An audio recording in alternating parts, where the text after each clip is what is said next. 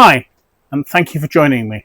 I recently tried Cloudy Bay's Marlborough Sauvignon Blanc and came to the conclusion that it offered a bit of a step up from most other Marlborough Sauvignon Blancs on the market. So as a contrast to that, I thought it would be great to take a look at one of the more high volume brands that dominate the market for Marlborough's Sauvignon Blancs. So today I have here a bottle of the 2024 Villa Maria private bin, or sometimes called white label, Sauvignon Blanc from Marlborough, a wine producing area at the northern part of New Zealand's South Island. As with so many of New Zealand's wineries, the establishment of Villa Maria is a story of a hard-working Croatian immigrant family. Founder, Sir George Fistonich, as he became, was born in New Zealand, but his parents had come from Croatia in the 1920s and 1930s, married in New Zealand, and started a family. And George's father, Andrea, had worked incredibly hard in stone quarries, digging kauri gum, working in meat freezing plants, labouring at a drainage scheme in the Hauraki Plain, then finally working on Auckland's wharves, all to save up money to buy the family a plot of land. Eventually he'd managed to earn £500 and he bought 5 acres of land in a place called Mangere to the southwest of Auckland, close to where the international airport is now located, and the family became smallholders. In 1961, at the age of just 21, George leased the land in Mangere from his father, wishing to pursue his dream to grow grapes and make wine. At that stage, there was just 1 acre of vines planted, and George made his first vintage in 1962, which was the same year that his father died. So George took over the Mangere property, but initially, again, this was really hard work. Evidently, he would buy and sell cars. He worked on building sites, and sometimes even worked for his brother-in-law, Frank Jurcic, who with George's sister Elsie had just started a winery called Montana. Now, the company grew considerably in the 1970s and 80s, just as New Zealand's wines were beginning to find a place on the international stage. And today, Villa Maria are exported widely, but their principal market is the UK, with Australia being their other major market. And under George's ownership, Villa Maria also had a number of other brands such as Esk Valley, Vidal, Thornbury and Te Awa. But George tended to keep these companies quite separate, and each winery had its own individual winemaker. In 2021, Fistonich Family Wines got into difficulties with their bank over the valuation of some land. And eventually, in August of that year, Indevin, New Zealand's largest wine producer, announced that they were buying and taking over Villa Maria and its associated brands. As you can imagine, the news was very tough on George Fistonich. As a company, Indevin was founded as recently as 2003 and grew really quickly from being a contract winemaker into one of the country's largest producers. And they did this by strategically acquiring vineyards, wineries and brands. Indevin's business model is actually quite low profile. They focus on a partnership approach, supplying wines to global retailers as well as owning their own brands. As I say, the company was started in 2003, and that was when they built their first winery and planted their first 90 hectares of vineyards. Indevin grew rapidly in 2010 when they acquired Pernod Ricard's New Zealand wine assets. And the way they did this was actually quite typical of Indevin's approach, in that they did this in concert with Lion Nathan. And what happened was that Indevin ended up owning and operating all the vineyards and the wineries, while Lion Nathan has ended up owning and distributing the brands. And those brands include brands such as Lindauer, Corbins, and there's a slew of about a dozen quite important New Zealand brands that comprise this acquisition. In 2016, Indevin went a very long way to securing their future by buying the Bankhouse estate vineyards, one of the largest areas of prime vineyards in Marlborough. When they bought this, there were 600 hectares of vines planted predominantly in the Wairau Valley, one of the southern valleys that run into the Wairau Valley. And there they had Sauvignon Blanc and Pinot Noir planted. And evidently the deal included a further 900 unplanted hectares. So that should assure their ability to secure all their fruit needs for many years to come. As far as this wine is concerned, the Villa Maria Private Bin Sauvignon Blanc is the combination of 2 complementary fruit sources.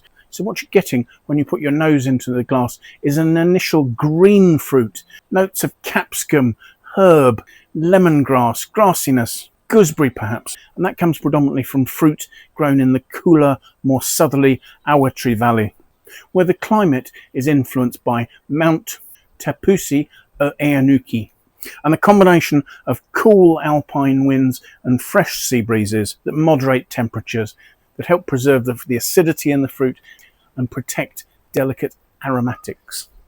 In contrast, the other portion of the fruit comes from the Wairau Valley, where summer temperatures are that little bit warmer, which induces the fruit to produce a more pungent Sauvignon Blanc character. So citrus notes backed by tropical fruit, running from sort of passion fruit right the way through, sometimes even to ripe mango notes.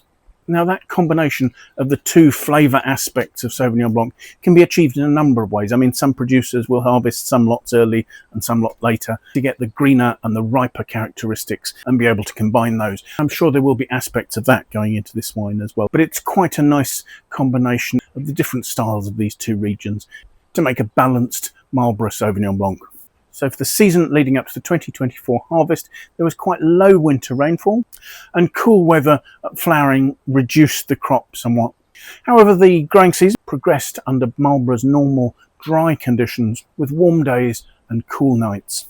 The idyllic weather ensured these relatively low crops produced some really pristine fruit with concentrated flavours and lovely crisp fresh acidity.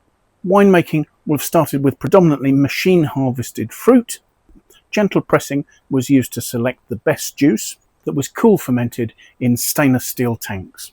The aim being entirely to capture and protect the fresh fruit aromas that had come from the vineyard. Now, selected aromatic yeasts were used, and the yeasts used varied according to the fruit source, with particular yeasts being chosen to emphasise the tropical aromas from the Wairau Valley, and others being chosen to draw the more sort of herbal green notes from the fruit from the Awatere Valley. And actually, with Sauvignon Blanc, choice of yeast can be very important, because many of the aromas of Sauvignon Blanc are actually only revealed by the yeast. They're not naturally there in the fruit.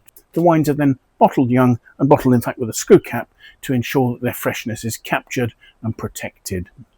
Looking at the statistics on this, you'll not be surprised to hear it's 100% Sauvignon Blanc. And one thing I did have a look at was what the sugar content was. This wine has 3.9 grams per litre of sugar. So it's still a dry wine, but not necessarily bone dry. And that tiny touch of sugar is sometimes left there just to stop the acidity from seeming too sharp. So let's have a look at the wine, shall we? First thing to say is it's quite obviously a pale greenish yellow. There are some slight prickles of CO2 showing there, but I'm not expecting that this is going to be a sparkling wine. I think it's simply just that a young wine has retained a tiny bit of fermentation gas there. Swirling it, that's being revealed at the edge of the glass. Now, the wine is labelled as having 12.5% alcohol. It is clinging to the glass, but it's not creating huge tears. It's very aromatic. As I've been standing here, there are some green nettle, asparagus and passion fruit notes that have been quite obvious. So let's stick my nose in there and have a closer look at them.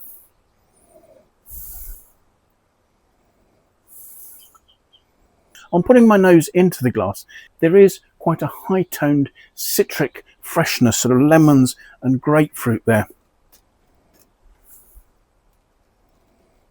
But that's being followed by slightly sort of rounded glycerol pectin sort of notes. It's making me think of gooseberries, it's making me think of passion fruit, and then the passion fruit aromas are bridging to sort of slightly more rich, delicate notes of pear, peach and mango. The aromas are intense. I might even suggest there's a slight sort of mineral touch there as well. So let's have a taste.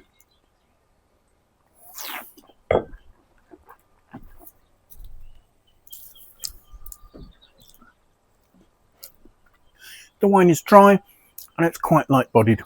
And actually, with the intensity of the nose, I'm actually a little disappointed that there's not a little bit more of the rich tropical fruit apparent immediately on the palate. The touch of sugar I mentioned is adding a sort of a roundness, but there's quite a lean mineral and quite green grass and capsicum start to the wine, and I'm still waiting for those more tropical elements to kick in. There's reasonably good acidity. There is a sharpness, but it's not quite providing the sort of focus I was hoping to, because there's perhaps not quite as much powerful tropical fruit as I was looking for. It's cleanly made, there's a good freshness.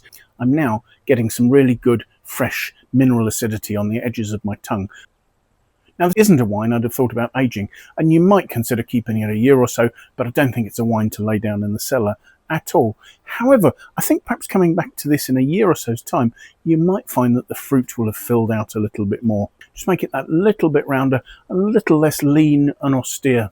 The mouth-watering mineral acidity that I'm talking about is actually giving the wine some good length. But it's the more citric fruit and not the sort of richer tropical fruit that was apparent on the nose that's carrying the finish. This is a cleanly made wine that is showing the features that I'd expect from a completely acceptable Marlborough Sauvignon Blanc.